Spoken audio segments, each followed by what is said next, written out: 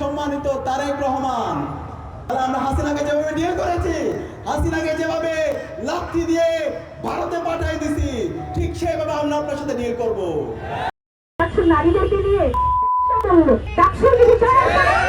আমার দেশের নারীরা বেশ্যা, আমার ঢাকা বিশ্ববিদ্যালয়ের নারীরা বেশ্যা, যে এই মন্তব্য করে তার জিহ্বা থেকে ছিঁড়ে ফেলা উচিত।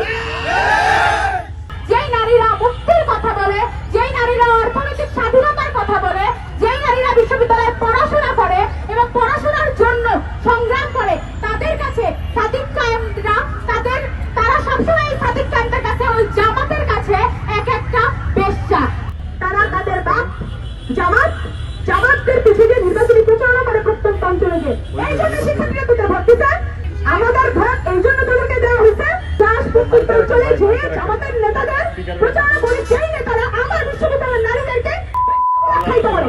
৭১ গণহত্যাকারীদের কোনো স্থান বাংলাদেশের এই মাটিতে হবে না এবং নারীরা কখনো সেটা হতে দেবে না। সাদিক ভাই বলেন দেখি, আপনারা আমরা কোথায় পাঠাবো? হাসিনার দেশে না আপনার দাদার দেশে?